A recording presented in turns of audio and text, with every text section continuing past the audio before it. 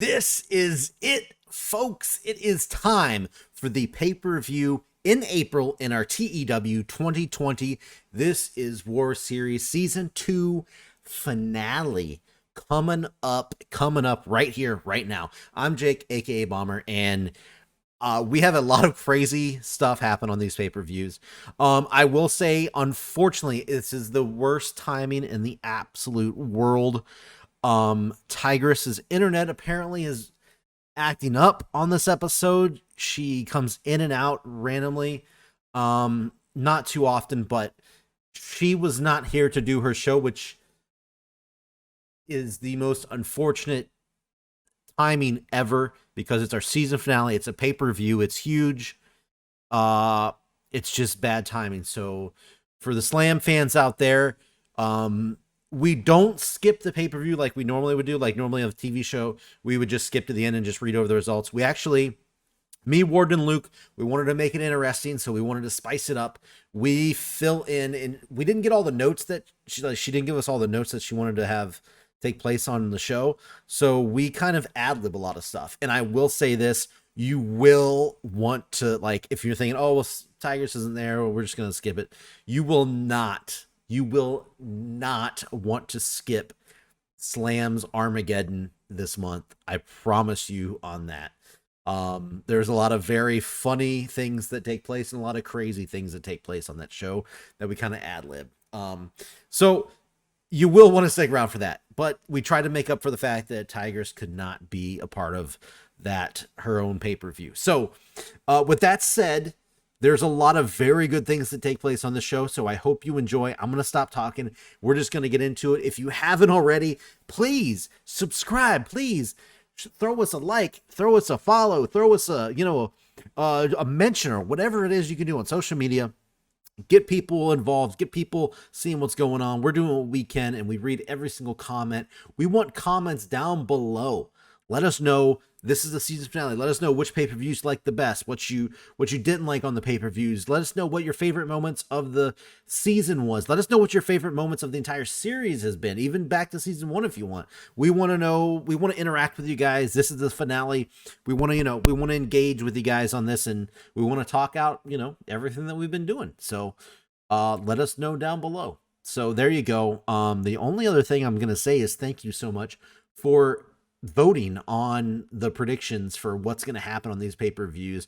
We're going to get in there, and I'm going to throw in before each pay-per-view, I'm going to do a little rundown really quick on what everybody voted for, on who they thought would win each match. So you got that to look forward to. So there we go. That's it. I'm 100% done. Enjoy the episode. Oh, fuck. The very next day. What drugs are you putting your people on, Bomber? He's using those horse steroids where literally pumping in straight muscle into your body. Well, he's gonna have to pay another. Oh, that has positive impact on him. And is happy with this. Jump change for him. Yeah, he's like, man, fuck you. He's like, I don't care. Hello, everybody, and welcome to CZW Tangled Web. We are in the tri-state area. Generic venue, 62,000 people live in attendance. We have a monster crowd on hand for the season finale pay-per-view, and here we go. First match on the pre-show. We got 4 pre-show matches here. We're going to try to get through them really quick. Tag team match, Blood Brothers, Matt Tremont, Mance Warner versus Jimmy Lloyd and Michael Elgin.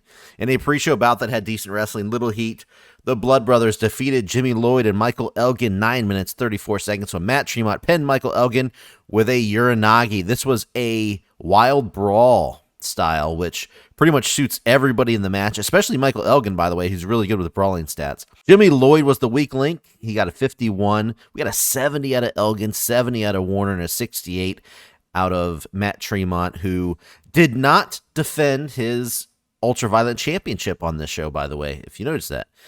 Segment rating 69.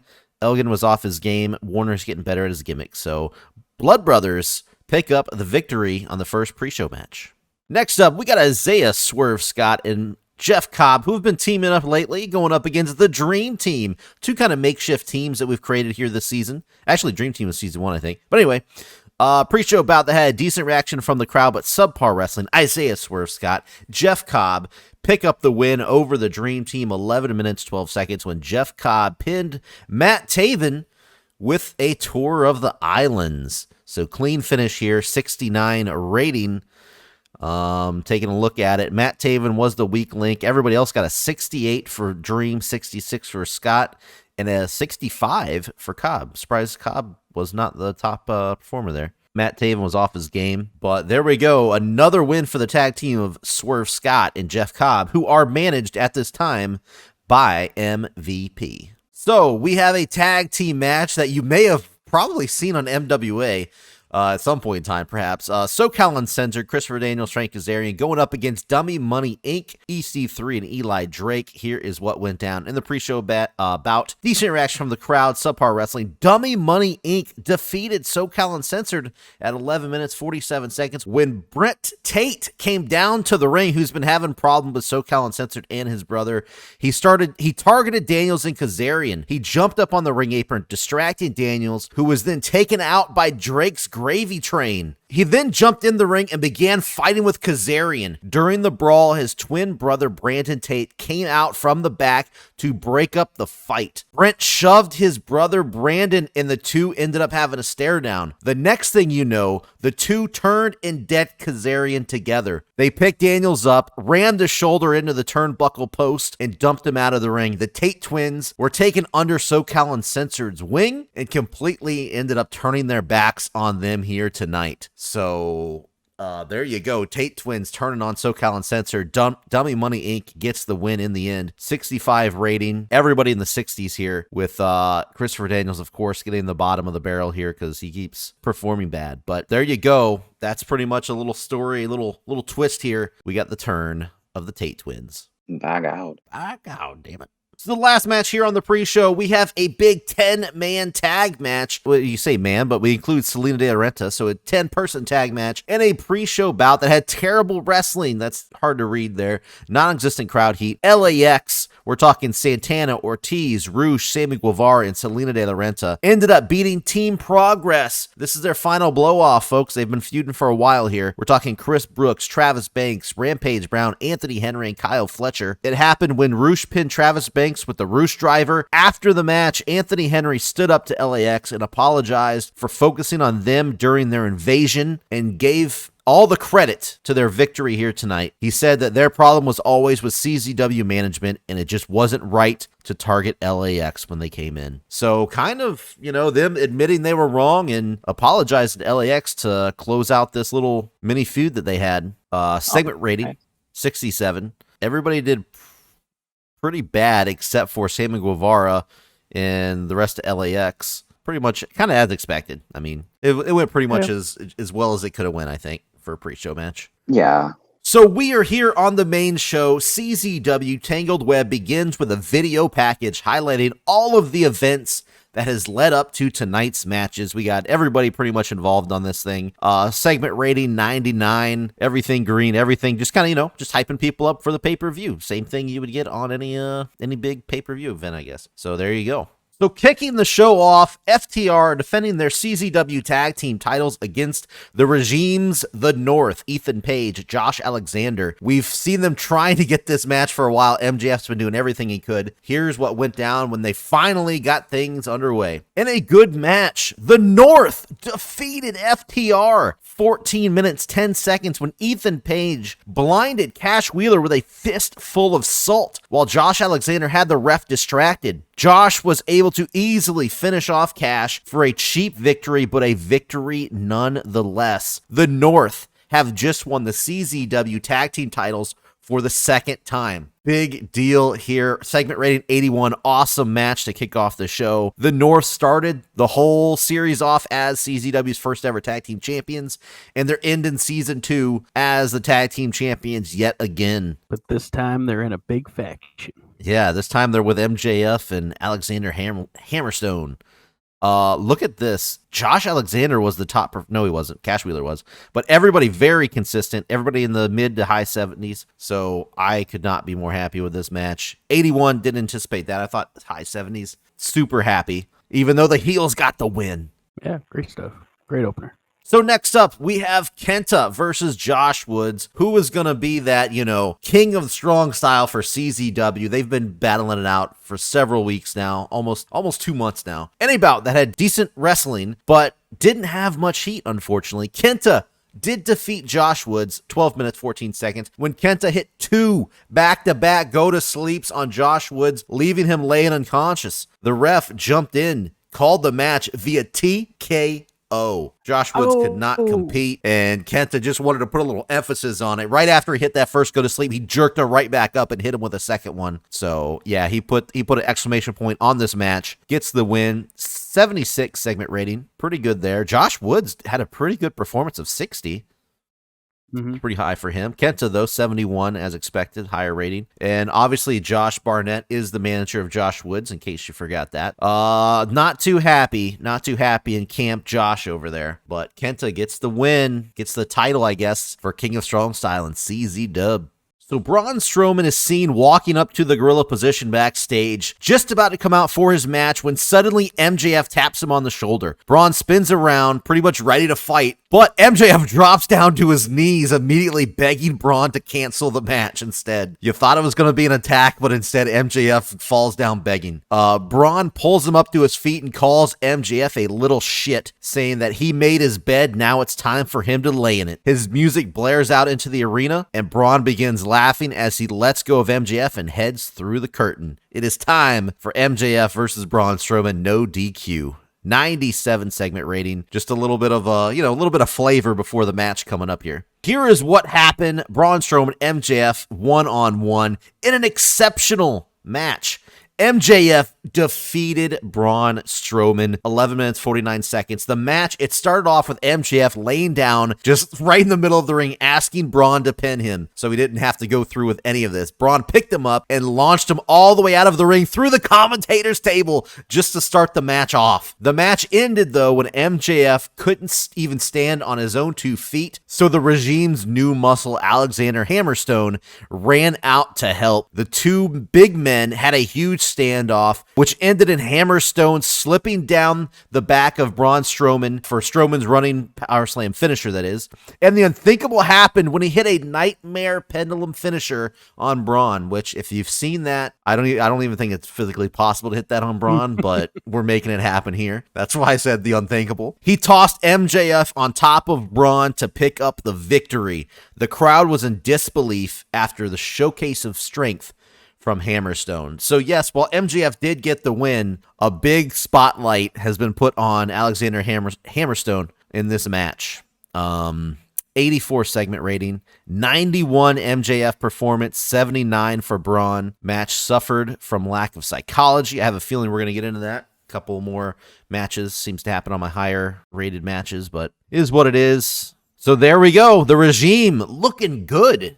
Tag team titles, and MJF gets the win on the pay-per-view. It is a nice night for the regime. The friends are colliding. The supportive friends storyline is, coming to an end here. Kenny Omega versus Adam Cole. And a bout that had superb wrestling, great heat. Kenny Omega defeated Adam Cole 16 minutes, 48 seconds when Kenny hit multiple V-triggers onto Cole, apologizing to him just before putting him away with the one-winged angel. He didn't want to do it, but Adam Cole turned his back on him, and he had to put it into him. Segment rating for a match of 97. Sheesh. Yeah, it's hard to beat that.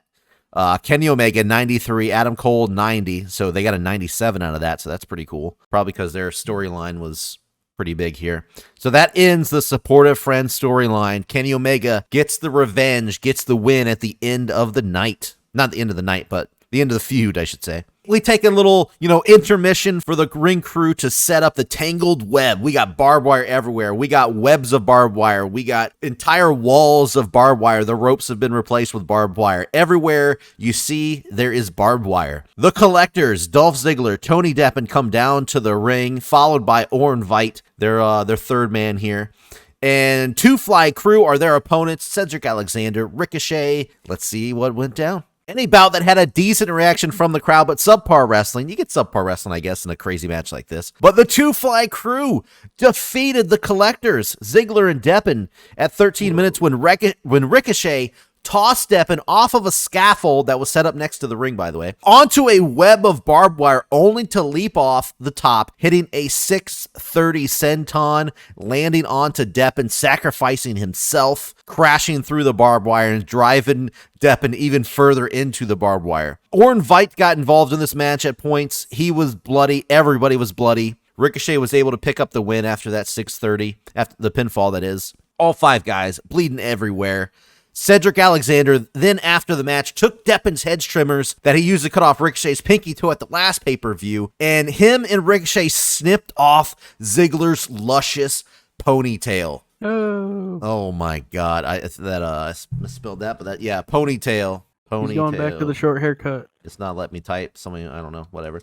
Yeah. So Dolph Ziggler gets his ponytail cut off. They even take the loss. So rough night for the Collectors. Segment rating of 70.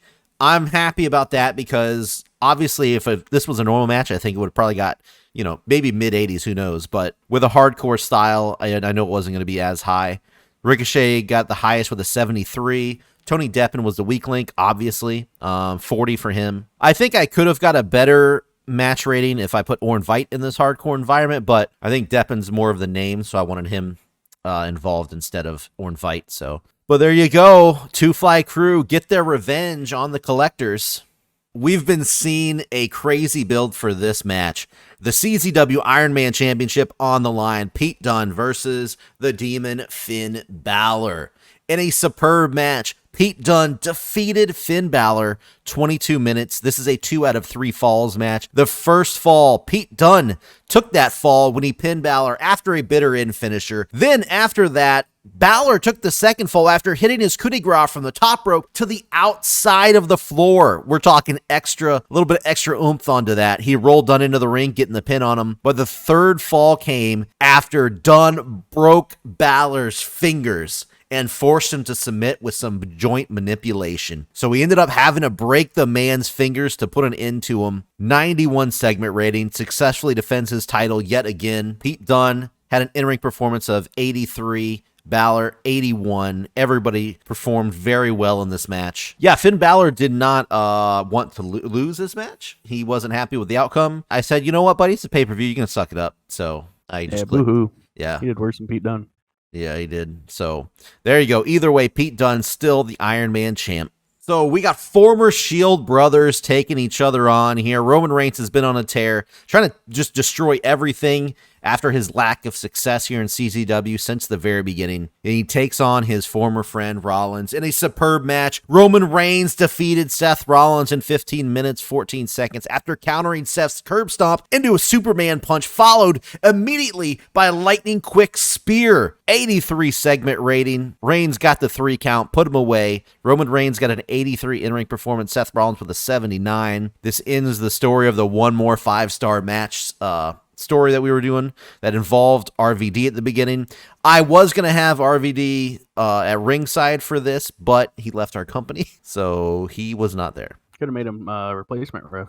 Yeah, that would have been pretty sweet, having the special ref.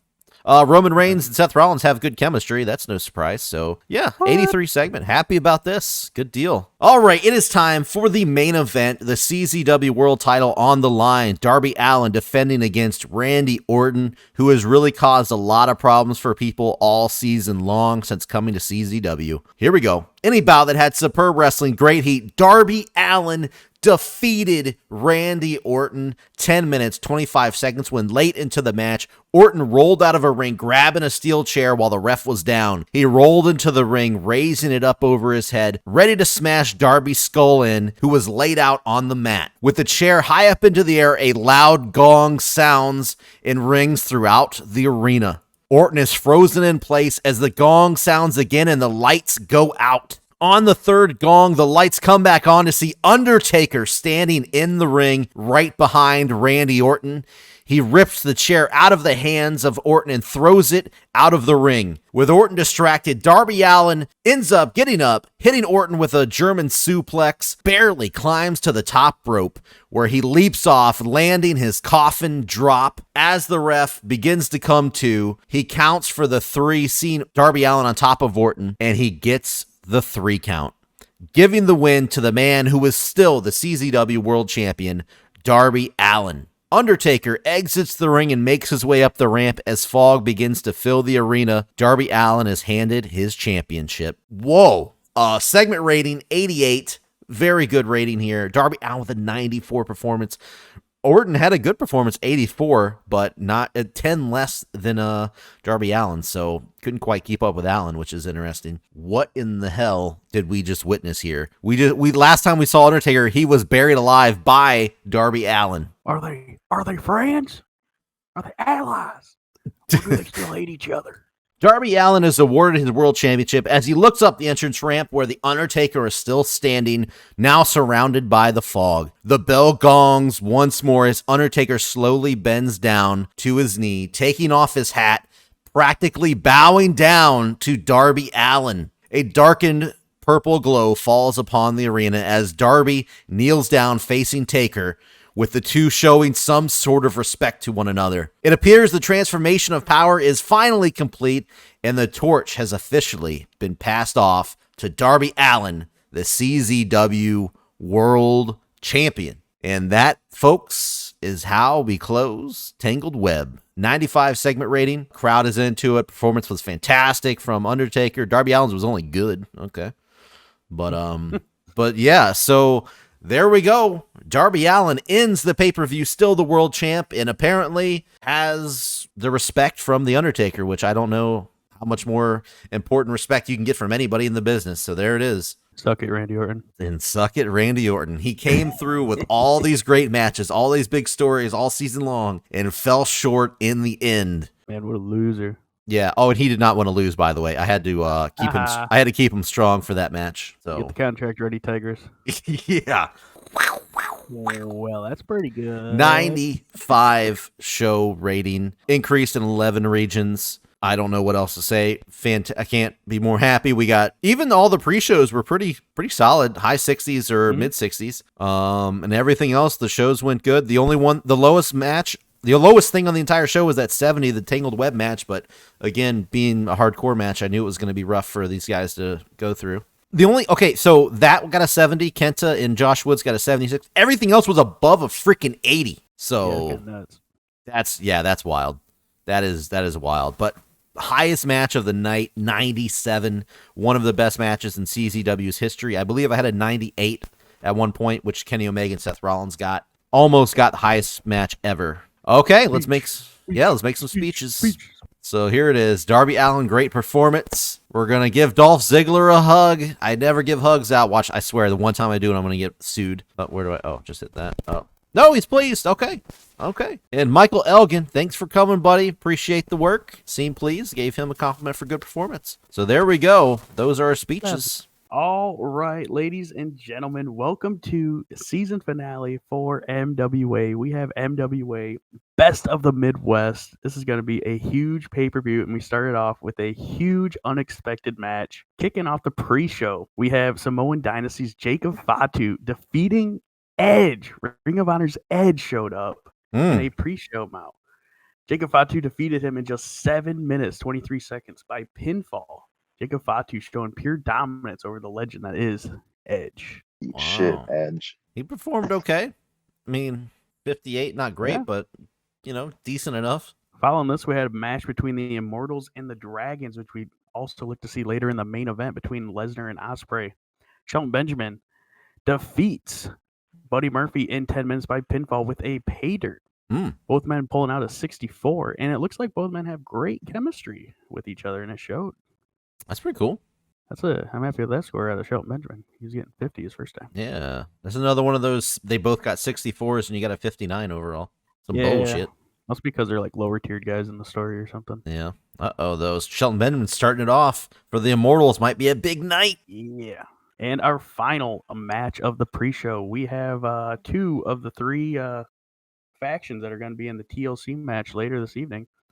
These are the other members of the group. New Day taking on Tommaso Ciampa and Matt Cross of Psycho Killers. Pre-show bout that had a decent reaction from the crowd, but subpar wrestling. Ciampa and Matt Cross defeated New Day's Kofi Kingston, Xavier Woods in 11 minutes when Tommaso Ciampa submitted Kofi Kingston with a Project Ciampa 2. Big win there. Ciampa seemed off his game, but he still had a 70. Kingston had a 70. Cross, he's been our pre-show boy. He's getting a 54 along with Woods, who's our pre-show boy. It worked out. Okay, man. I did not expect New Day to take a loss here, but I guess Ciampa's been due for some wins. We kick off Best of the Midwest the way we kick off every pay-per-view. The one, the only Stone Cold Steve Austin comes down to the ring and welcomes all the champions to come down and meet with him in the ring. However, we notice CM Punk does not come down to the ring, which Steve Austin addresses. He says, frankly, we're just running out of space in this ring, and because he doesn't have a match tonight, he will not be joining us for the opening ceremonies. But CM Punk is, in fact, the Mayhem Television Champion, and we also just ran out of spots to book him for this segment because we have everybody else. It's understandable. And you can only have 8, so... Austin runs down, congratulates everyone, shakes their hands, says they've been great champions so far, and win or lose, he respects them for their runs as champion. He stops at Zack Sabre Jr. and says, I hope you're ready for your match tonight, boy, because it's up next. And the fans go, oh. In a bout that had great wrestling and good heat, Kazuchika Okada defeats Zack Sabre Jr. in 24 minutes by submission for the MWA Gift of the Gods Championship. Kazuchika Okada now has the number 1 contender opportunity starting off the pay-per-view. Huge win here for the Japan boys, who the rest of the Japan boys are in Ring of Honor looking to retain the titles. We got a lot going on here. Okada kicked off the show right. Yeah, brother. Man, so Okada getting the title opportunity. That's pretty cool. Yeah. He's running Stag tonight. Evil and Sonata are booked to be elsewhere on this fine evening. We'll see where that happens to be, whether it's a Ring of Honor or Candice LeRae's bedroom. We'll see. Oh.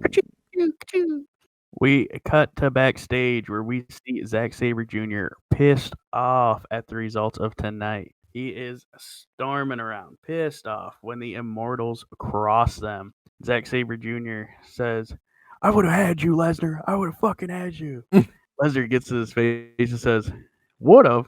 I don't need that title for you to have a chance to kick my ass. I'll kick your ass anytime, anywhere, bitch. Oh. Zack Sabre Jr. kind of back downs a little bit. Daniel Bryan gets in between them and says, hey, there's no need for this. We all got matches tonight. There's no reason to get ahead of ourselves. We'll be going. Daniel Bryan and the crew walk away. The voice of reason. Junior's a little pissed off, understandably. Benjamin smirking. He got his win tonight. Long overdue wild segment for MWA. We cut to a bus. A camera takes place on a bus. It looks like a school bus that has been decked out with barbed wire and the seats are ripped out. And there's a keg in the back. And MDK is just partying up in this bus. They got the whole crew MDK. They got fans back there. They got roadies. MDK spray painted on the ceilings and everything. Nick Gage is leading everybody off in some old sea shanties. He's singing the songs with everybody. They're getting hyped up, singing Nick fucking Gage, getting all hyped up for his match tonight against Sami Callihan. Nick Gage says, now I gotta go, everybody. My match is coming up soon, but don't stop this fucking party. Keep it fucking going. We're partying all fucking night after I win. The bus stops. He gets off the bus. And all of a sudden, someone hops on and throws the bus driver off the bus. Oh. Closes the door. The guy turns around, and it's Mick Foley wearing a bus driver's cap going, bang, bang! Everyone's like, what the fuck? Mick Foley floors the bus. He's flying through the parking lot when suddenly the tow truck we saw Brian Cage drive when he took out Brock Lesnar in season 1 of MWA T-bones the school bus, completely annihilating it, crashing it. Everyone on the bus is hit. Mick Foley is in the bus too. Taya Valkyrie gets out of the tow truck with him, and so does Sami Callihan. The Cali Clan has taken down the crew of MDK, leaving Nick Gage solo for tonight's match. Oh my god. Poor Slack. He's hurt and he's getting fucking in a car crash or in a bus crash, I guess. Yeah. Wow. Never know what's going to happen in MWA. He's crazy enough to sacrifice himself. He did it for the cause. Yeah. I want like someone to draw up Brian Cage's tow truck. We have the tag team titles on the line in a TLC match. Usos versus Briscoes versus Scorpio Sky and Big E. In about had good wrestling and decent reaction from the crowd. The Briscoes defeated the Usos and Scorpio Sky and Big E of the New Day in a TLC match in 21 minutes, 36 seconds. Long match when Mark Briscoe retrieved the tag titles. Freaking Mark Briscoe, man. Yeah, Psycho Killer's having a hell of a night tonight. Yeah, Awesome shit right here. look at those ratings, all really good. Scorpio Sky actually the weakest. Surprising. Wow, Regular so book. Nothing this is the Briscoes' first time as champs, right? I believe so, yeah. Wow, well, congrats. Good shit. We got our second title change of the night. Oh, that's right. Yeah. Gift of the Gods and now tag team. Mm-hmm. 2 for 2. Big stuff happening tonight. Following this, we have a match requested by Daniel Bryan in which he takes on El Phantasmo. Straightforward match here, no shenanigans. El Phantasmo kind of, when he came out, he kind of had Teddy Hart and Masked Rain go to the back. He was like, we're doing this. We're going to get this win. El Phantasmo coming out with a 74. Bryan getting an 83. Just a straightforward long match. You know, these two did their best, and looks like El Phantasmo just can't get over that Daniel Bryan checkpoint, you know. Big achievement there, but just wasn't his night. And understandably, these two don't click on their styles. So we took a risk, and it paid off a lot better than I expected. Yeah, they didn't click, and they got an 85. That's pretty good. Once again, just another straightforward booked regular. Yeah, El Phantasmo still, yeah, like you said, holding his own here. Got a bright future. In a bout that had superb wrestling and good heat, Sami Callihan defeated the Deathmatch King Nick Gage in a hardcore match in 14 minutes 30 seconds by pinfall with a lariat. It was a lariat in which Sami Callihan covered his arm in barbed wire, lariats him across the throat. He gets the win. Sami Callihan coming out with a 91. Yeah. Nick Gage with an 85. I have no idea what this match note is. I've never seen that before. Yeah, not enough selling. I assume, I haven't looked at their selling stats, but I guess they're low, but still, like, I've still never seen that as a match note. Yeah. I know, that's the first. And it's a hardcore match, so might be a new update. Yeah. Yeah, always gotta be aware of those, I guess. 81, still like really good for a hardcore match. That's pretty high, I feel too. Yeah, even though that works into their strong suit. But I thought this was gonna steal the show, honestly, with how like these are like the two of the best hardcore wrestlers in the world. Yeah, I feel like it was gonna be pretty. I mean, it's still good, obviously. Selling low heat. I thought I had good heat going in. Another huge match, another title match. We have the LWO, the longest reigning champions in Midwest MWA. Andrade, Rey Fenix, and Pentagon Jr. take on the Modern Punk, CM Punk, who's the current Mayhem Television Champion, Marty Scurll, and PCO. In a good match, LWO defeats Modern Punks in 20 minutes when Andrade pinned Marty Scurll with a Brilliante driver. Andrade and the Lucha Brothers make defense number 5 of the MWE Trios Championship title. PCO, obviously the weak link, getting a 50. He's the anchor of the group, but everyone else killing it with their scores. Wow, 93 out of Phoenix. Yeah, unbelievable. Yeah, but like everybody, yeah, like you said, 4 people got 4 people got above 80. That's awesome. Impressive. Man, it's a CM How long Punk. have the belts out? Oh man. Well, we started the trios, I believe it was like November, I want to say. Wow, so it's like April right now, so that's about 6 months, give or take. Yeah. Because we had the tournament for them initially, and they ended up winning that, and they haven't lost it yet. They're the only trios champions. Yeah. Man. Punk and missed out on this opportunity to become a two-time champ there, or a double champ, I should say. He's no Pentagon Jr. No. Oh, and during the match, because I've never made a segment for this, commentary mentions that our next pay-per-view will be in Mexico. Oh, there you go. It'll be called MWA Rio Grande Blood. Rio Grande Blood. Yeah. When Rio is in Brazil. Well, you know. Rio Grande is the river in Texas, dipshit. There you go. Okay. There you go. So, and if any of you listen to the band Ministry, you'll recognize that as one of their songs. Okay, never heard of them, but I assume. No, they're hardcore. Oh, they're hardcore. Okay, yeah. Yeah, there like you go. Sami Callihan hardcore. Okay. All right, we got a segment leading into the main event What is this? Oh my God! Kazuchika Okada comes down to the ring after Will Ospreay and Brock Lesnar Whoa. come out, and he fucking cashes in the Gift of the Gods Championship right before the main event. Stone Cold Steve Austin was in the ring to announce the match, get everyone hyped up, when Okada interrupts, hands him the title, says, right here, right now, triple threat. Oh. Steve Austin looks at him and says, are you sure? He says, yes, do it. Yeah, I think so. The crowd is going ape shit. This is the moment we've all been waiting for ever since the start of the Gift of the Gods Championship. All right. A cash in. Wow. Okay, I did not anticipate. So he won it the same earlier in the night, and he's cashing in the same night. He had a 24-minute match earlier in the night. Uh-oh. And he still wants to get in this. Okay. In an exceptional match, Kazuchika Okada defeated Brock Lesnar and Will Ospreay in 13 minutes 20 seconds. When Kazuchika Okada pinned Will Ospreay with a Rainmaker. I see. Kazuchika Okada wins the Midwest Heavyweight title. Brock Lesnar was the weak link, struggling to keep up with everyone else's in-ring performance, despite Okada having a goddamn 24-minute match already. Wow. During the match, we saw Brock Lesnar focusing the majority of his attention on Will Ospreay, absolutely decimating him. He's going hard. He's going 100 miles an hour out of the paint. He was ready for a Will Ospreay match. He wasn't ready for a triple threat. Okada slinging around. He's sneaking. He's getting these big Rainmaker shots in on Lesnar when he's not ready. Lesnar just wasn't ready for the triple threat, and Okada took advantage of that. Will Ospreay trying to look dominant. He's had a great run, but he just had too big of obstacles for him tonight. Kazuchika Okada finishing the season as the MWA Heavyweight Champion. Could have been Zack Sabre Jr. Absolutely. Wow. Brock's going to be pissed. He is pissed, yes. Ospreay. Great scores here.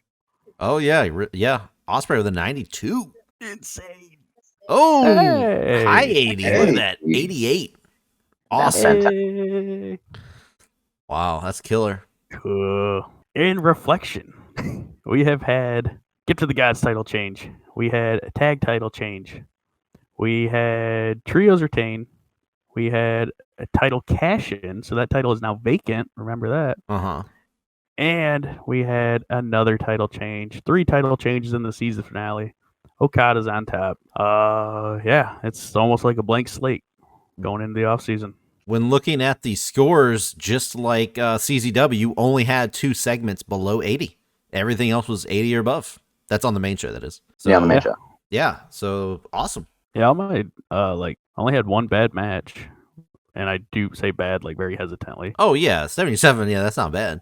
79 in. And the match that was low, 77, was Okada and Zack Sabre Jr., so I feel like that was a surprise lower match. Main event, you're pulling a 90. I got to give you love for that. All right, so the new champ, pleased.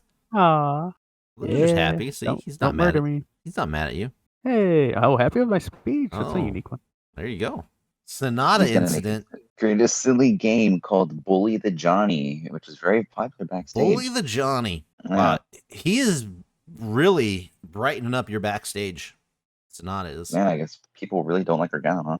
All right, howdy, folks. Welcome to Ring of Honor Supercard of Honor XIV, which I believe means 19. 14. A lot of our stuff, 14. Okay, see, I don't know math. A bit of our stuff got shifted around thanks to multiple people being in another country tonight. I'm Japan. But hey, that's fine. We'll do with what we got. An pre-show bout that had terrible wrestling, non-existent heat. Blake Christian, Ring of Honor's representative, defeats Noah's representative Yohei in 12:31 by pinfall with Elia. 46 rating. Yohei, I'm a big fan of. Decided to bring him over for a match, and he did about as good as I thought he would. Which isn't great, but hey, whatever. But Blake Christian defends Ring of Honor and gets to win. So good shit. Next, a decent pre-show match. This time it's AEW versus Ring of Honor, in which Jake Hager represents AEW, Tozawa represents Ring of Honor. And in the end, Hager defeats Tozawa in 1824 by pinfall with the Swagger Bomb. Tozawa definitely held his own here. He did as best as he could, but in the end, Hager's brute strength and dominance was a bit too much for him. Still, you got to give him a round of applause. 57-70 and a 65 rating. Well, shit, there goes the perfect run for Ring of Honor. We've had 2 matches and we're already using. Yep. So next up, in another AEW versus Ring of Honor match, Filthy Tom Lawler representing AEW takes on Mark Haskins representing Ring of Honor. Originally, this was going to be TJP, but fortunately, he's in Japan tonight. But in the end, Tom Lawler defeats Mark Haskins in 17:55 by submission with a guillotine chokehold. 63 rating. That was a bit higher than I thought it would be. Lawler with a 69, nice, and Haskins with a 44. This was a technical masterclass, and these two did pretty alright. So I had nothing to be mad about.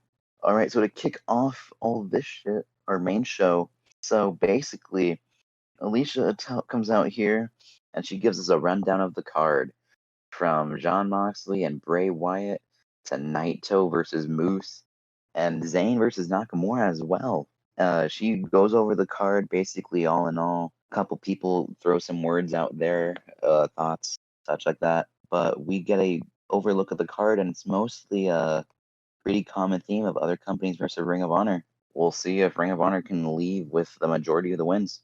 So in a decent match, CMLL's Laredo Kid takes on Ring of Honor's Ray Horace, and in 14:31, Laredo Kid defeats Horace 14:31 by pinfall with the Laredo 630, which I believe is just a 630 senton. 55 rating though. I'm alright with this. Kid got a 53, Horace a 51.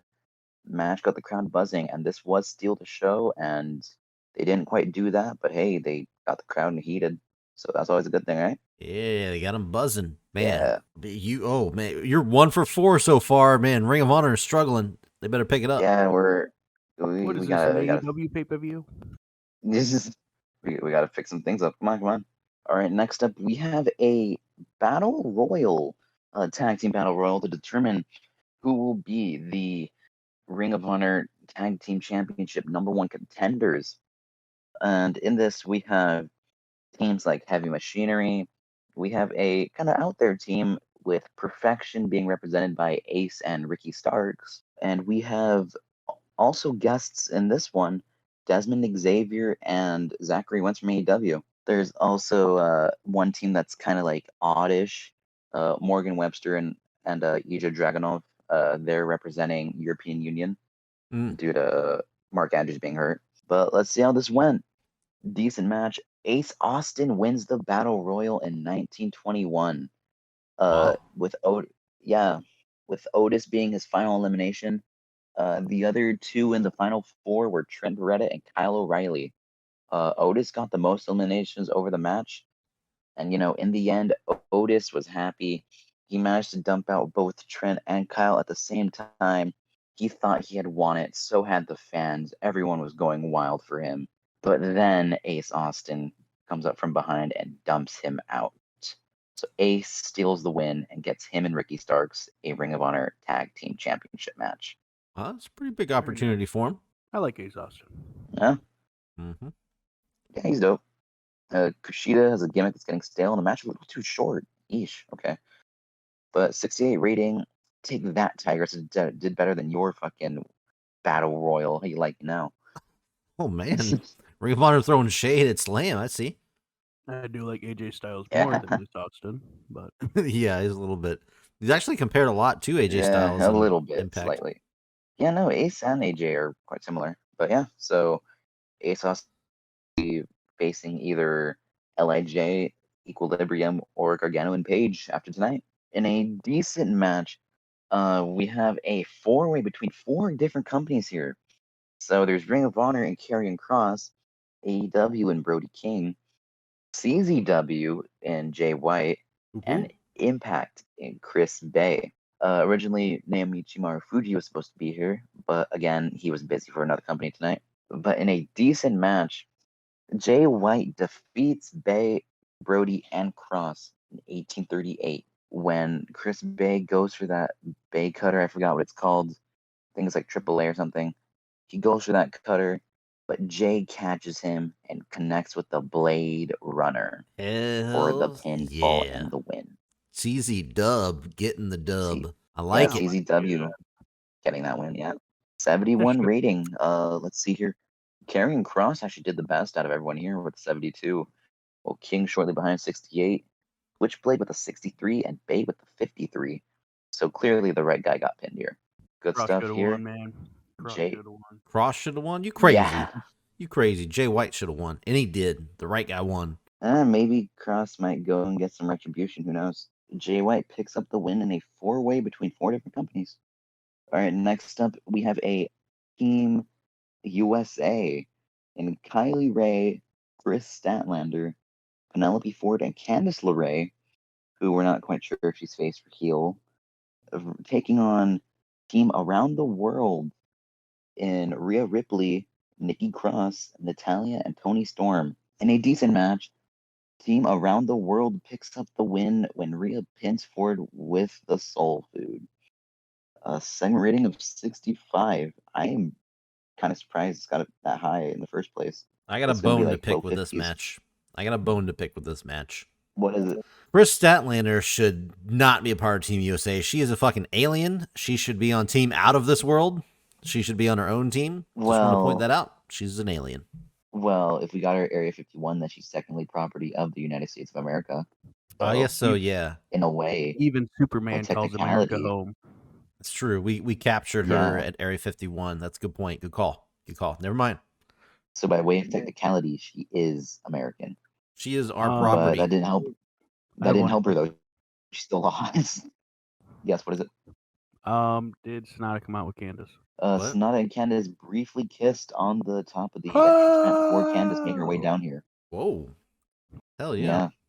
Getting a little action it's in really there. real sad when they never are seen together on camera ever again after tonight. No, you never know.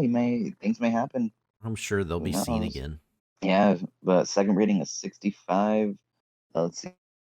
The highest here was actually Nikki Cross with the nice. Rhea 67. I'm not going to go through all these. I'm just going to point out that the lowest was Penelope Ford with the 35. Right person took the pin again. And yeah, Team Around the World gets the win.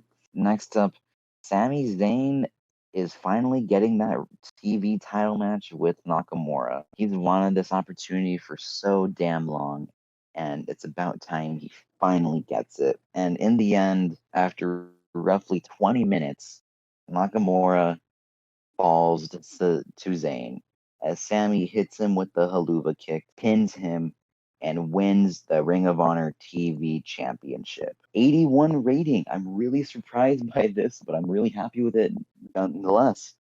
Zayn finally gets that moment, and he's the one to put down Nakamura after 6-7 months of his terror. Yeah, it was an epic. He had double-digit title defenses, so I believe. So yeah, it was a pretty epic run. Yeah, 10 or 11. But Zayn leaving here as our brand new TV champion. Well done, Sami.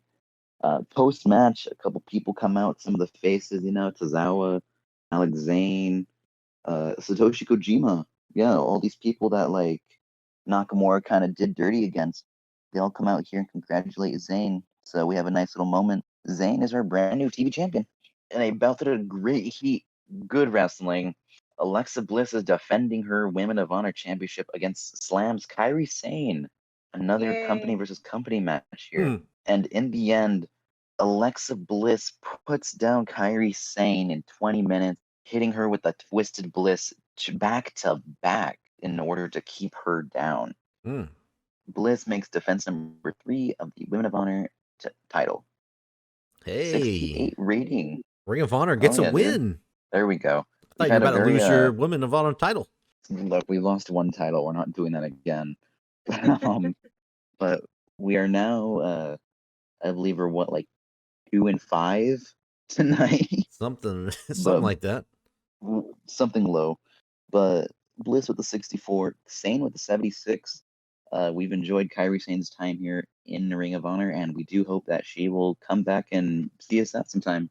But for now, Bliss is still our Women of Honor champion. So next up, the Ring of Honor Tag Team Championships are on the line. Evil and Sonata, Equilibrium and Lethal and Gresham, and Gargano and Page. One of these teams will leave here with our tag titles, and the other teams, well, they might not be happy. And in a superb elimination match, Lethal and Gresham are out first when Evil and Sonata pins Gresham with the Magic Killer. And after that, at 22:51, Gargano and Page win the match after Gargano pinned Sonata with that one final beat. You knew it was Candice coming. had come out here. Candice had come out here trying to cost Gargano and Page, trying to distract Gargano in particular. But you know what? He made that tough decision. He super kicked Candice and then put down Sonata to get the win. Yeah, that feel good win. Wow. Gargano and Page are your brand new Ring of Honor Tag Team Champions. They got the belts back. You love to see it. All of our titles are in our company. What happened to him? Yeah. Good for him. And good for Page. Good for Page. This is his first title here. But surprise, 77 rating. Wow, good stuff. When you look down here, you see that Sonata was the highest with Gargano shortly behind him. And Jay Lethal was the only one in the 60s. So that's actually really good. That's surprising. Lethal's the one in the 60s. Lethal's freaking good, yeah. But so yeah, there it is, folks. Gargano and Page are your new tag team champions. And Candice may have picked the wrong guy. In an exceptional match, Moxley is about to beat the Fiend. He has him hooked up for the Death Rider, ready to lift him up before Karrion Kross attacks Moxley from behind. Moxley saw this somewhat coming, though, figuring the Fiend would have gotten some help, as he tells the ref this is not a DQ and to let this keep going before he punches Kross and attacks him, lariating him out of the ring.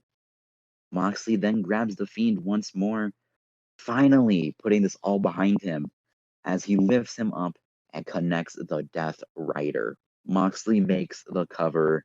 1, 2. Suddenly the lights go out. Oh. They come back on as everyone is confused, wondering what the hell's going on. Was there a powder outage or something? Before Moxley is standing up and looking around. He's not paying the Fiend anymore, but he's confused as hell. Before Crazy Steve appears behind him. Steve grabs Moxley and hits the Psycho Cutter. Steve then drags the Fiend over Moxley, letting him get the pin and stealing the win. Oh my god. Post-match, Kross, Scarlett, and Steve all help up the Fiend. The Fiend laughing over Moxley as the Fireflies have officially united. 80 rating. I was kind of hoping a little bit better, but you know what? Can't be too mad. Moxley with the 95, Wyatt with the 77. Overall, I'm pretty happy with how this went, except there was no psychology, but Bray's new move, which let's just say it's like a mandible claw choke slam into the Sister Abigail. How about that? Okay. To really make a mark on Moxley. But Moxley, groundswell support, and the Fiend, he's going places now. He went from not even appearing all season on the off season to getting a big win over our former world champion. If I would have bet $1 million, I would have never guessed. If I would have been given $1 million, I would have never guessed that Crazy Steve would have been the reason that Moxley lost this match. Son of a bitch. Hey man, surprising things happen sometimes. Moxley is gonna be pretty PO'd. Yeah, we're gonna see how this goes in the off season. So hopefully we can still tell you that we have Steve and Moxley and that neither of them are dead. So yeah, let's hope for that. But let's go on to our main event, world title on the line. Well, and about that fantastic heat and great wrestling, Tetsuya Naito defends the Ring of Honor Championship against Moose after Moose has pinned him, I believe, twice now clean. And this is Naito finally putting Moose behind him, or so he hopes. And about that fantastic heat, great wrestling. In 27 minutes and 2 seconds, Tetsuya Naito defeats Moose after hitting him with the Destino 3 times. He hits the running version. Then he hits the standard version twice, all to keep Moose down. And Naito makes his 3rd defense of the Ring of Honor World Championship. A rating of 70. I was hoping that Moose would produce. Man. I had a feeling he was going to win. but Who, it just Moose or Naito? yeah, Moose, yeah. Man, what a run he's had. It all fell short at the end. Yeah, man. Look, he's gotten the 6-man titles. He's pinned multiple top talents within the last 4 months. If anything, Moose has really established himself as a future top guy in Ring of Honor. Sure, Just yeah. his time isn't that now, not just yet. But so that is how we end off our show with Tetsuya Naito being declared our new Ring of Honor champion. Wait, new? Wait, you mean still? I mean, our Ring of Honor champion. Yeah. Yes. So rating time, I'm pretty happy with how this show went for the most part. Okay, well, okay, not high, but it could have been worse. I'll say that much. Yeah. Overall rating is 73. All right, that's, you know what? Considering what we were getting at the beginning and over the off season, this is fine. This is I'm cool with this. In the end, Ring of Honor ends off with a 3 to 5 in terms of company versus company matches. And yeah, a little bit rough, but hey, oh well. It didn't end the worst you could have. Yeah, exactly. So looks like our highest match here was Zayn and Nakamura, which I'm really happy with, in honesty. Yeah. That doesn't surprise me. At least you got the tag team titles back. That's a pretty big moment for Ring of Honor. Johnny Yes, it Gargano is. got retribution after getting cheated on by his wife. Yep. Yeah, he super kicked her and then hit Sonata with the slingshot DDT. He's like, fuck you both. I'm going to leave with a mark. Let's see how this goes. All right. Moose is Moose happy. Gargano Gargano happy. likes his hug. There you go. At least somebody will hug Yeah, him man. tonight. meet once more. There it is. And the new champ. Sami Zayn is pleased. Slam Armageddon. We're gonna go through the show here instead of the ending results because this is a season finale, so we don't want to do that. So we put a battle royal together for Tigress. She didn't tell us who was in it. She didn't tell us who she wanted to win, so we just let the game decide. And here's what happened. And the pre-show bout had good heat, decent wrestling. AJ Styles won. Yay! 15 minutes. Final four were Kurt, Eric, What? Kurt again, Kurt Hawkins, and AJ, of course. Kurt was the final elimination. Kurt also got the most eliminations over the course of the match. Okay. Wow. Kurt Hawkins in the final four. And Eric. Is that Eric Redbeard? Eric, yeah. No, Eric and Ivar. Oh, Eric and Ivar. Yeah, the War Raiders. Well, I'm just gonna ask you this, Warden. How did Chris Jericho get eliminated? Do you know how Chris Jericho got eliminated in this match? Chris Jericho entered the ring when Bandito slid behind him as his own entrant, pantsed him. The whole world saw Jericho's butt. Wow. And then Kurt Angle, of course, Angle slammed him with his bare ass out of the ring. So he got bare ass Angle slammed out of the Yeah, ring. fucking Chris. So that little Bandito and Jericho feud, still had some, resonated a little. I guess so. Yeah. Matt Hardy was off his game, and he benefited from a groundswell of public support. I'm surprised everybody in here. Matt Hardy is the only one besides Selena Vega who got a poor reaction for her heel turn. Wow.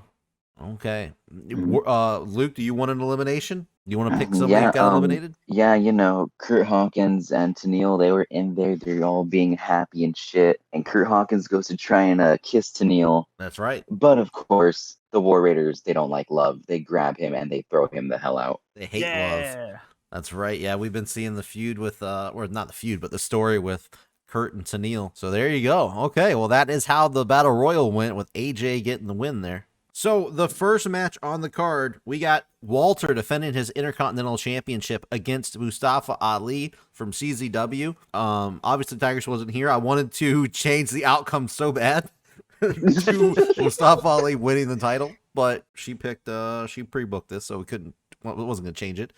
Fantastic heat. Great wrestling. Walter defeated Mustafa Ali 15 minutes, 47 seconds via pinfall with the Golden Bomb. Defense number 4 for Walter. 78 segment rating. It's a pretty good match here. Yeah. Ali with 69. Walter with an 84. It's hard to bet against Walter, and you hope to see Ali do it. You had to think Walter was getting this. Yeah. I had no idea when Tigress asked if she could have Ali for a little stint. I had no idea that she was going to put him in a title match on the pay-per-view. That's completely caught me off guard, but I'm digging it. So cool. All right, we got a triple threat match here. Mia Yim versus Charlotte versus Bayley. Wow. And about that had great wrestling, good heat, good wrestling opposite. Mia Yim defeated Charlotte Flair and Bayley. I did not change this outcome. I swear to God, this is what she booked. When Mia Yim pinned Charlotte Flair, so Charlotte Flair has definitely been the weaker of the three as far as who's been winning these matches. Yeah. Segment rating 64. Everybody did consistent. Mia Yim held her own against Bayley and Charlotte. Bayley's been getting bad ratings lately, though. It's strange. Yeah. Wow. Shocker. Mia Yim gets the win here. That's wow. big W for her. Maybe yeah, she gets to face Walter next. There you go. Surprised we haven't seen a Mia Yim Keith Lee pairing up since they're together. Yeah. But who knows? Never know. Maybe she could her and Keith Lee will go against Walter 2-on-1. Maybe that'll happen one day. Oh, that'd be cool. But anyway, Mia Yim gets the win. It's a shocker win on the pay-per-view here. 4-way tag team title match. We got Ring of Honor guys in here. Miz and Morrison, Shayna Baszler, Sonya Deville, and Mustache Mountain going up against the Young Bucks who were defending their tag team titles. In a superb match, Shayna Baszler and Sonya Deville defeated Mustache Mountain, Young Bucks, Miz and Morrison. Order of elimination was Miz and Morrison first, Mustache Mountain second, and finally the Young Bucks. The champs went out last. Shayna Baszler, Shayna Baszler, Sonya Deville win the Slam Dynamic Duos titles. I did not anticipate that. That's the team that I was like, oh, I hope they win. Wow, look at all those green. Holy shit. That was the one I thought wouldn't win like at all. Yeah, that was a surprise. Yeah, 80. Like that's what I picked, but I didn't expect them to win. 80 segment rating. Now, do you guys know how to do the order of elimination? Because I've never figured that out. I have no idea. I have no idea either. Just the game sometimes is nice with it, other times it makes like no sense. Yeah. Right. So you can always manually change it, I guess, with the notes, but no, I've never been able to figure that out. But there you go. New dynamic duo champions, Shayna Baszler and Sonya Deville. Very nice. Just straight up singles match here. Austin Theory with Paige in his corner going up against Orange Cassidy. In a good match, Austin Theory defeats Orange Cassidy 13 minutes, 19 seconds via pinfall with the Unproven Cutter after Paige interfered. Paige got involved. Again, there's no real notes about, she didn't really give me any notes about a lot of these matches. So Orange Cassidy comes to the ring dressed as the Syracuse Orange mascot. Hangman, or not Paige, regular Paige. Yeah, regular Paige. Proceeds to hit him over the head with a baseball bat before the match. Orange juice spills everywhere out of his body. Ooh. Austin Theory then proceeds to begin the match, which goes 13 minutes despite him getting cracked over the head with a baseball bat. And leaking orange juice. And Luke, how'd that match end again? Oh, at the very end, Orange Cassidy, he was trying very hard, with his very, very powerful kicks. And in the end, Austin really didn't give a shit. He just kicked him low and scooped him up to hit the Unproven Cutter for the win. The Unproven Cutter. There he you go. no-sold those powerful kicks. As you do when the giant orange is kicking you. All right, so there we go. 72 segment rating. We got a segment here with Elias Yuka Sakazaki. I don't know if I said that right. And Sheamus, 95 segment rating. Here's what happened. Elias, with Yuka by his side, has a concert. He plays his guitar while Yuka dances for the crowd. Does a little like a genie dance. Sheamus runs in and brogue kicks Elias to boos from the fans. Sheamus poses for the crowd while Yuka tends to Elias. So Sheamus ruining the concert here for the most part. 95 segment rating, like I said. So everything went pretty good. Man, Elias is like one of our most over people in our company, which is crazy. He's killing it right now. But there you go. Up next, we got Drew McIntyre, who has been down on his luck lately, going against Jimmy Havoc. And he about that had fantastic heat and great wrestling. Drew McIntyre got the win against Havoc here. 15 minutes, 37 seconds by countout. Oh, no. Countout. Warden, what in the world happened here that made this end by countout? Oh, you don't even believe. This match is going deep. We saw Drew McIntyre and Jimmy Havoc just fighting all inside the ring, outside the ring. Drew actually, his kilt fell off at one point.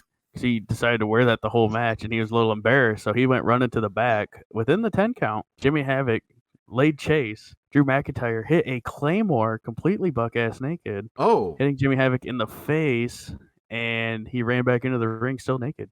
And, I like how two of your things are fucking Jericho getting fucking pantsed and Drew McIntyre losing his kilt and going naked. This is a fairly friendly show, guys. He's just telling the fans what happened. Yeah. And so, like, Drew came running back into the ring.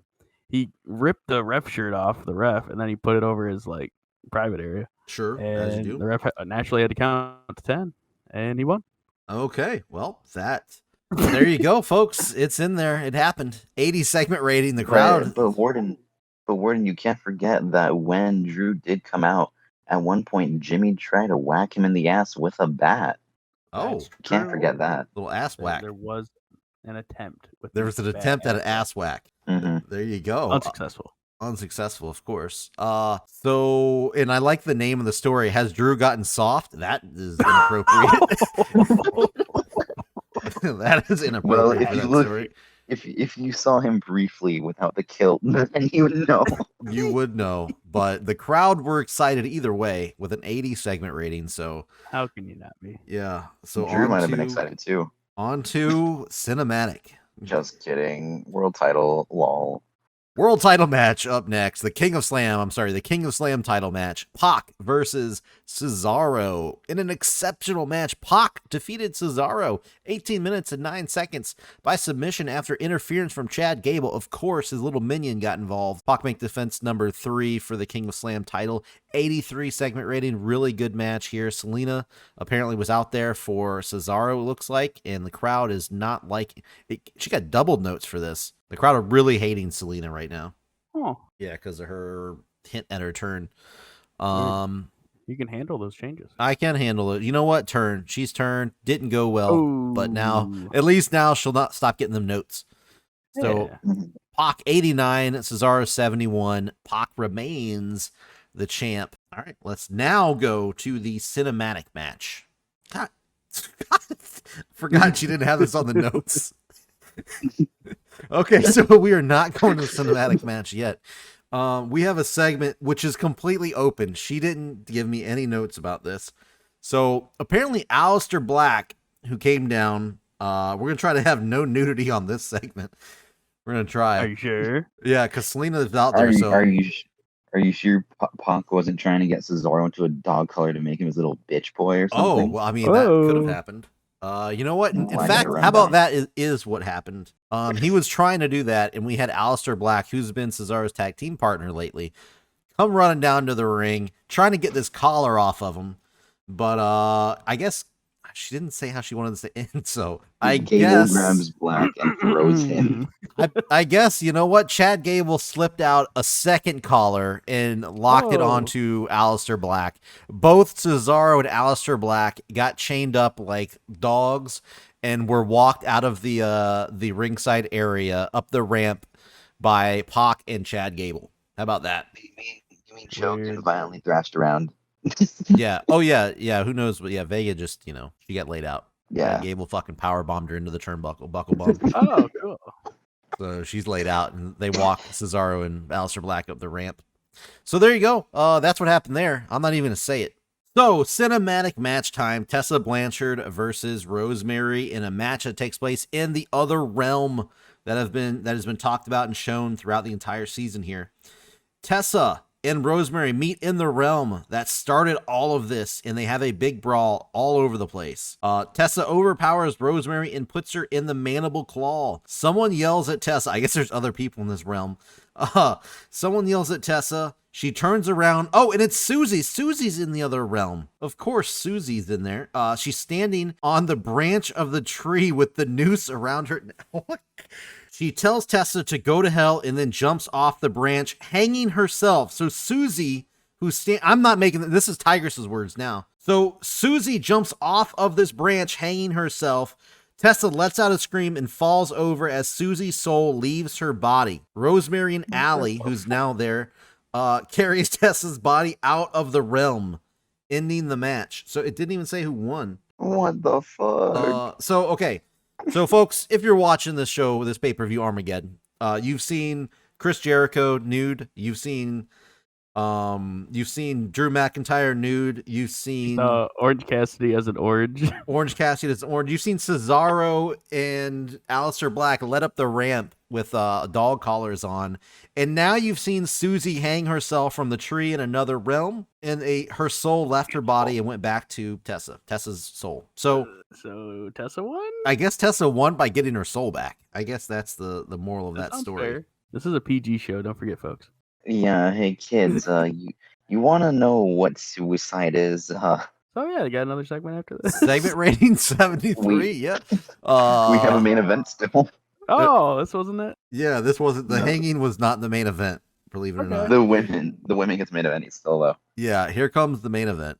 Wow, we got a 90 rating. Anyway, here we go. So, Queen of Slam title on the line. Asuka defending against Ronda Rousey and Becky Lynch. Triple threat match. Main event. Exceptional match. Asuka defeated Ronda Rousey and Becky Lynch 23 minutes, 30 seconds when Asuka pinned Becky with a spin kick. Asuka makes defense number 4 for the Queen of Slam title. So, Ronda Rousey did not factor into the triple threat finish here. Asuka got a 91, Ronda Rousey got an 86, Becky Lynch got an 83, segment rating got a 90. Did anything happen here, Warden? Was this just a clean match here? Anything but, my gosh. So the match gets rolling pretty smoothly. You know, you got all 3 women in the ring. Becky Lynch, however, she comes out, and she's when she was out, she's wearing her old steampunk gear. Oh. Steampunk gear. Ronda Rousey has her in a nice submission hold, when suddenly, from the ring corner, a shot of steam hits her in the face. Oh, no. Becky Lynch rigged the ring up to be steampunk based. Crazy. Whoa. So Becky Lynch gets up with all this huge contraption inside of the ring, goes for Asuka, went out of nowhere. The spit from Asuka hits Becky Lynch right in the face. She has the spray, mouth spit activated. So we got spit, we got steam. Ronda Rousey gets up and she begins just headbutting the fuck out of Asuka. CTE be damned. Oh, Ronda Rousey's going beast mode here, taking out both Asuka and Becky Lynch. We really didn't know who was going to win with all this hootenanny going on. But finally, Asuka has the opportunity, after Ronda Rousey misses with a huge suicide dive, taking out all the announcers sitting ringside. Asuka with a spin kick knocks Becky Lynch out and gets a pin. Yeah. You're forgetting the biggest part, though. I don't know how you missed the biggest part. During the match, the reason why Becky missed that, dive that you're talking about was because she was distracted when Gene Snitsky came out holding her baby that she just had. And, oh, no. And ended up punting it into the crowd where, and then left after saying it wasn't his fault. And that's why Becky missed the dive for the distraction. She tried to dive out to catch the baby is what it was. She tried to dive and catch the baby. So we're explaining to a PG crowd of mostly kids about how divorces work and how suicide works. Yes, and baby punning works. And how to put a baby up for adoption. So congrats to Asuka for the epic win. Pretty epic. 90 segment rating. Pretty great stuff. Closing the show out with Asuka and Io, who now comes out. Io Shirai. She actually caught the baby in the crowd, and she brings it out to Asuka. And apparently they have now taken adoption of Becky Lynch's baby. So the Kabuki Warriors now own Becky Lynch's baby and the Queen of Slam title. So what a fucking world. So what a night here at Armageddon for Slam. Shirai has a baby carriage that is a treasure chest. Yeah, of course. No, that's Kyrie. Yeah, it's Kyrie. Well, God damn it. Well, it's okay. It's okay. Sometimes racism shows its That's, face. that's the episode 1 throwback, folks. Yeah, Yes. episode 1 throwback of Warden saying, "I'm not racist." Yep. No, I am racist. So Oh, segment yeah. rating 100. I'm sure this is going to get a fantastic show rating. Let's check it out. 91. Wow. There we go. Really That was big show here. See, you make Slam a one big shit post, you get a good rating. Look at that. Look at that. An unforgettable night here for Slam with an overall segment of a 91. Speech. Oh, yeah. speech. Okay, we'll each get a speech here. I'll go first. I'm going to give Becky Lynch some encouragement because she lost her baby. Here, I'm gonna give Puma King a Okay. hug. Oh, okay. Wasn't even in anything? He was in the Battle Royal. Oh, okay. I'm debating between Drew McIntyre's naked Claymore or Orange Cassidy coming out as an orange. Yeah. I Wait, want to wait, acknowledge you, here. Orange. I'll do you a favor then. I'll give one Okay. to Drew. How about that? Are you gonna hug him naked? You Yeah. got to put Yeah, his we'll- clothes back on. I'll touch meat to meat. Oh, well, there. Jesus. Okay, so, all right. Orange Cassidy. Told that he's I'm gonna tell him awesome. that he's awesome. Okay. Yeah. Hug him from behind. There you go. So Becky, Drew McIntyre, and Orange Cassidy. Becky's pleased. Hey, Drew's pleased. And so is the big orange. How can you tell if he's pleased? Yeah, He you just can't. gives you a thumbs up. You can. Yeah, he gives you a thumbs up. Gotcha. All right, let's take a look at the pay-per-view results here. CZW 95 live attendance 62,000, 4.80, 2.4 million buys for the pay-per-view. So pretty solid stuff there. We're gonna have to take a look at how those numbers stack up to our previous pay-per-views in the breakdown. Let's check out MWA next. 88, 46,000, 1.06 on the pay-per-view buys there. 532,000 buys. So there you go. Over there at the US Bank Stadium. Let's do Slam Armageddon. Got a show rating of 91, 53,000. And the pay-per-view buy rate of 0.46, but it was on the Slam Network. So not too shabby there. And how about Ring of Honor 73, 44,000, buy rate of 0.50. I believe that's an increase actually. So Yeah, all right. 252,000 buys. So it looks like New Japan also held this show. That's why. Let's see. Tanahashi, Takahashi, Taiji, and Show, TJP. wherever he is, and Dragon Lee and TJP, they were all gonna be used in pretty big matches. Yeah. But sometimes things don't work out, and that's okay. Mhm. Yeah. We still had a pretty good show, and I'm happy with it. It is now time to take a look at the April 2021 pay-per-view ratings breakdown. This is the finale, folks. Let's see how everybody did for season number 2 here. CZW kicking us off with a 4.80 buy rate, breaking its previous buy rate record at 4.38. So big numbers here. 2.402 million people bought this pay-per-view, shattering the record of about 300,000. And then live attendance, again, breaking records. Previously for CZW, the highest attendance pay-per-view was 55,000. It was broke yet again with 62,000. And then the show rating 95 record again, which was a 92 previously. That was the highest pay-per-view of any company, 92, and now it's broken again, 95. CZW record, every single category, record broken. Every single category CZW has improved and outperformed all companies here in this final episode. So, yeah, I can't really say much more than that. So, Ring of Honor. I don't know what Ring of Honor did besides maybe they changed their provider, but on Fight Network, they got a 0.50, which is way up from a 0.07. Makes me wonder what in the world they did the previous month. I forgot what it was, but they made a major jump up.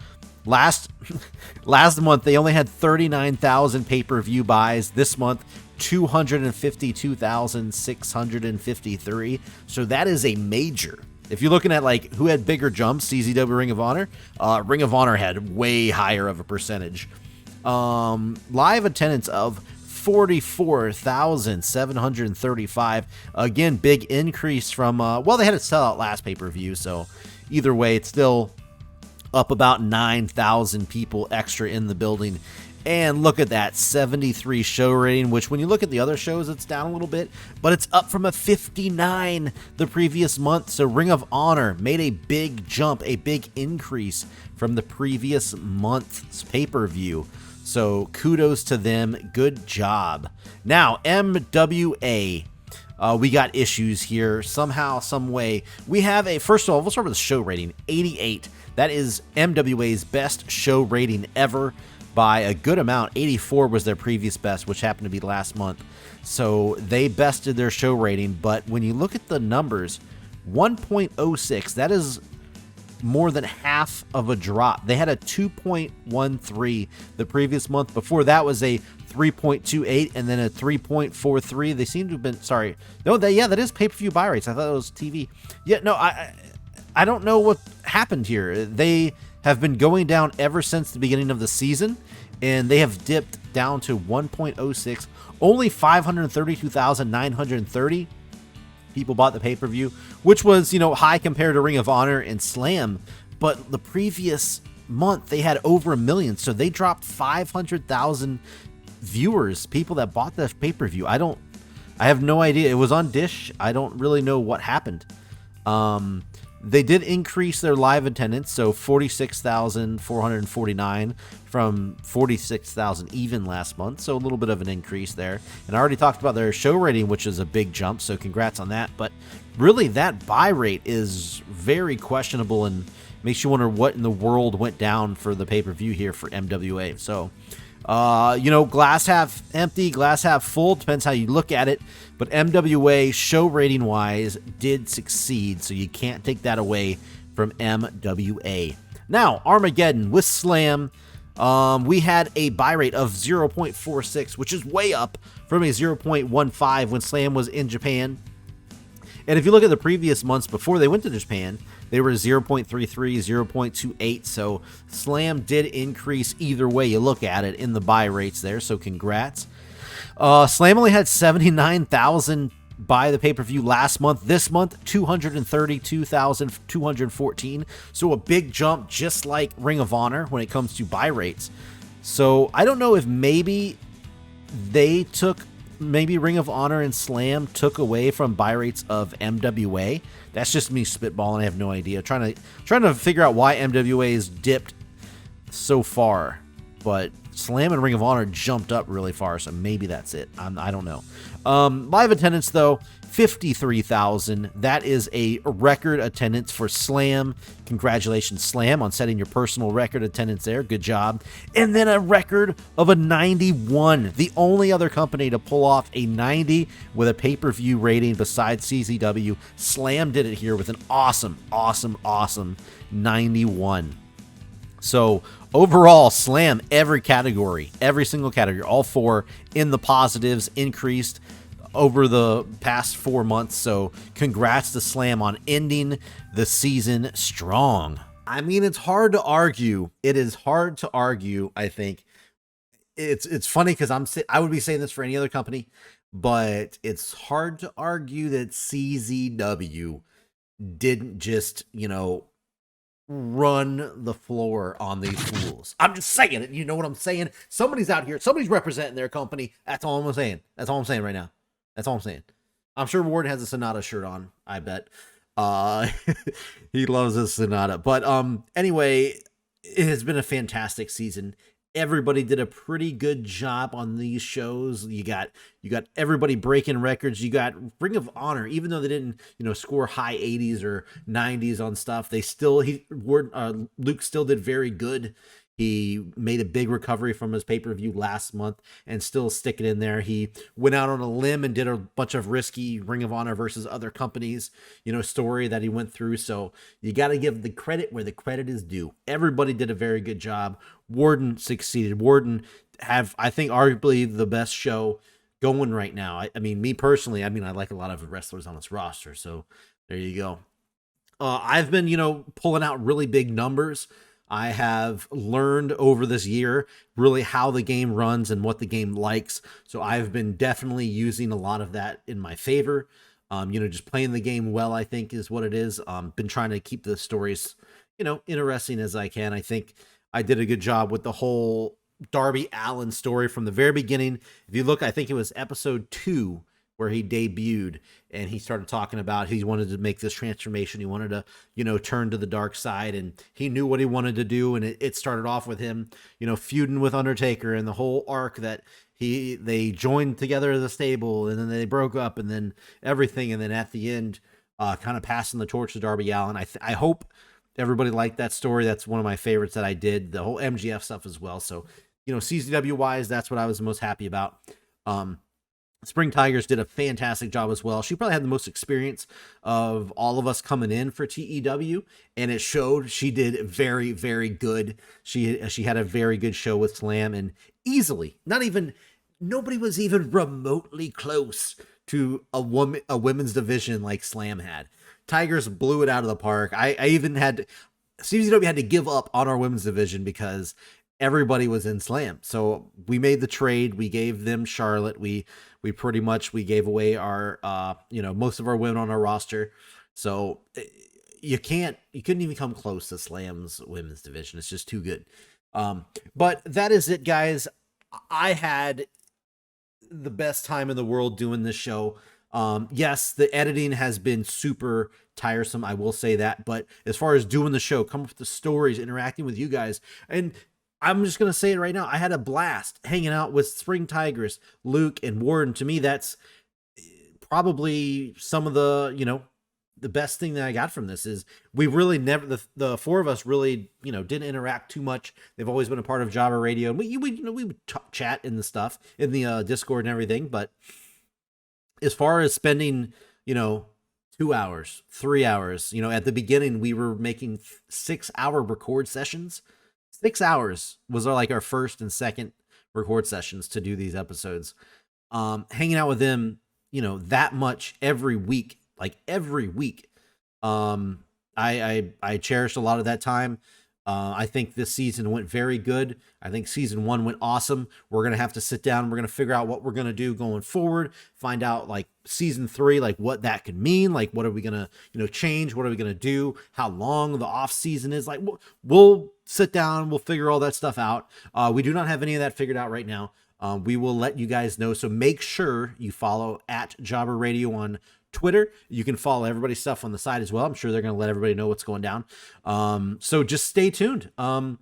We thank you so very much. And I think that's going to put it into the season, guys. I can't say enough and how happy I am and how it turned out. So that is it. We'll see you guys next time here in our TEW 2020 series. This is War.